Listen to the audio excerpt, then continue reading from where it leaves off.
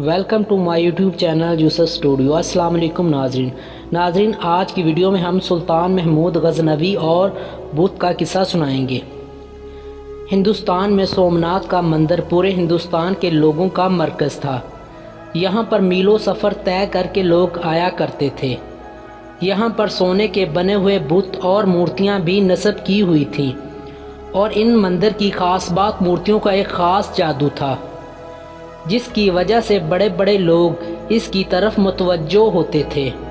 کئی سکھ اور عیسائی بھی اپنا مذہب بدل لیا کرتے تھے، اور سومناتھ کا مندر دیکھ کر لوگ ہندو مت کو قبول کر لیتے تھے، وہ خواہ اپنے مذہب پر کتنے ہی پکے کیوں ہو، مگر اس منظر کو دیکھ کر سجدے میں گر پڑتے۔ اس کے اندر اتنا بڑا کرشمہ اور ایسا غیر فطری نشان تھا کہ انسان حیران رہ جاتا۔ اس میں ایک ایسا بڑا بت تھا جو بغیر کسی سہارے کے ہوا میں معلق تھا۔ وہ نہ چھت کے ساتھ لگا ہوا تھا اور نہ ہی زمین پر پڑا ہوا تھا، لیکن عجیب و غریب کیفیت کے ساتھ ہوا میں لٹک رہا تھا۔ لوگ جب وہاں پر آتے تو اس کو دیکھ کر حیران زدہ ہو جاتے۔ پھر ہندو پنڈت خوب کمائی کیا کرتے کہ اس خاص بت کے لیے پیسے دو اور ہیرے جواہرات اس پر چڑھاؤ تو تمہاری تمام مشکلات حل ہو جائیں گی، تمہارے مسائل ختم ہو جائیں گے۔ یہ ایک بہت بڑا دیو ہیکل بت تھا جس کا پیٹ بہت بڑا تھا۔ اس کے منہ کے ذریعے سے ہیرے جواہرات اس کے پیٹ میں ڈالے جاتے تھے۔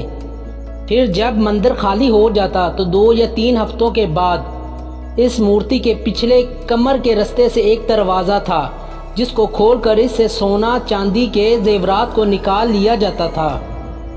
مگر لوگ یہی سمجھتے تھے کہ ہمارے دیے ہوئے خزانے بھگوان کے پاس پہنچ جاتے ہیں، اور بدلے میں بھگوان ہمارے مسائل کو حل کر دیتے ہیں۔ سلطان محمود غزنوی نے اس علاقے کو فتح کیا۔ جب وہ اپنے متعلقہ علاقے میں سے اس مندر میں پہنچا تو بلا جھجک بتوں کو پاش کرنا شروع کر دیا۔ بڑی کلہاڑیوں سے بتوں کو گرایا جا رہا تھا، اور سلطان محمود غزنوی بھی تلوار سے بتوں پر وار کر رہے تھے۔ ابھی آدھا مندر ہی بتوں سے پاک ہوا تھا کہ بقایا کو دوسرے دن پر چھوڑ دیا گیا۔ دوسرے دن تمام ہندوستان کے بڑے بڑے پجاری اور پنڈت مل کر سلطان محمود غزنوی کے پاس حاضر ہوئے، اور بڑے اتحاد کے ساتھ، بڑی حاجت کے ساتھ اور درخواست پیش کرتے ہوئے کہا کہ اس علاقے پر آپ ہی قابض رہیں، مگر ہمارے اس بت کو مت توڑیے۔ اس کے بدلے میں ہم آپ کو پورے ہندوستان کی دولت دینے پر آمادہ ہیں۔ سلطان محمود غزنوی کا ایک وزیر آپ کے قریب آیا اور کہنے لگا، یہ پیشکش بہت بڑی ہے، کیونکہ ہم نے بہت سارے بتوں کو توڑ دیا ہے، صرف ایک بت کو چھوڑ دینے میں کوئی حرج نہیں۔ آپ اس پر ضرور غور کیجئے، کیونکہ جو مال دولت آپ کو ملے گا اس سے ہمارے دین اسلام کی حکومت بہت آسانی سے مستحکم ہو جائے گی۔ سلطان محمود غزنوی نے ان پنڈتوں کو کوئی جواب نہ دیا۔ دوسرے دن اپنے ساتھ ماہر طب یعنی ماہر سائنسدان البیرونی کو لے کر مندر میں پہنچا، کیونکہ آپ اس معاملے کو حل کرنا چاہتے تھے۔ جب آپ وہاں تشریف لے گئے تو بت کو چاروں طرف سے گھوم کر دیکھا۔ کوئی پتلی چیز یا کوئی بھاری چیز یا کوئی معمولی سا سہارا بھی نظر نہ آیا جس پر بت کو ٹھہرایا گیا ہو یا جس کے ذریعے سے بت کو ہوا میں لٹکایا گیا ہو۔ سلطان بہت حیران ہوئے اور البیرونی کو ذمہ لگایا کہ آپ اس کی تحقیقات کریں اور اس کی وجہ ڈھونڈیے کہ اس بت کو ہوا میں کیسی طرح ٹھہرایا گیا ہے۔ عجیب و غریب سماں بن چکا تھا۔ بہت سارے وزیر اور سلطان محمود غزنوی بھی وہاں بیٹھ کر دیکھ رہے تھے کہ آخر اس کی وجہ کیا ہو سکتی ہے۔ البیرونی بھی پکے سچے مسلمان تھے۔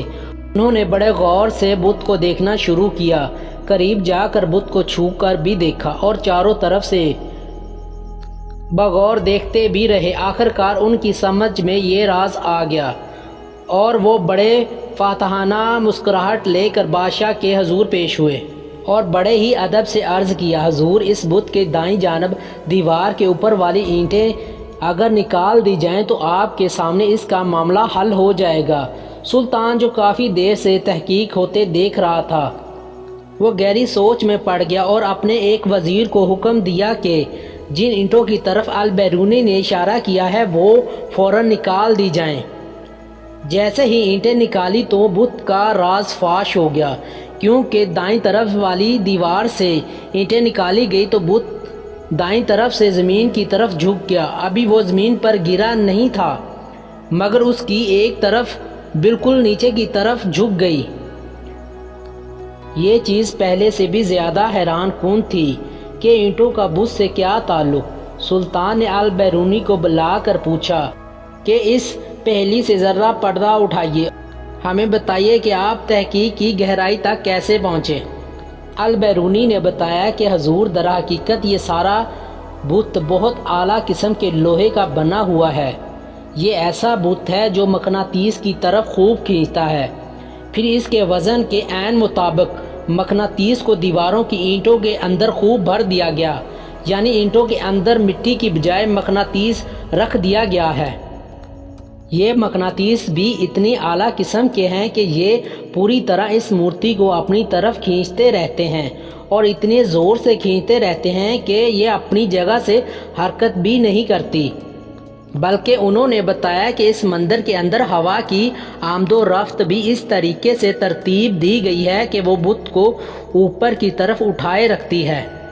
اس تحقیق سے معلوم ہو گیا کہ وہ کون سی تکنیک تھی جس کے ذریعے جادو دکھا کر ہندوستان کے ہزاروں لوگوں کو گمراہ کیا گیا اور ان کو باطل کی گہرائیوں میں ڈال دیا گیا۔ سلطان محمود غزنوی نے اس بت کو توڑنے کا حکم دیا اور بڑے بڑے طاقتور سپاہیوں کا ذمہ لگایا کہ وہ اپنی پوری قوت کے ساتھ اس بت کو ٹکڑے ٹکڑے کر دے، حتیٰ کہ اس کا نام و نشان بھی ختم ہو جائے۔ ناظرین، مزید اچھی ویڈیو دیکھنے کے لیے ہمارے چینل کو سبسکرائب ضرور کریں۔ شکریہ۔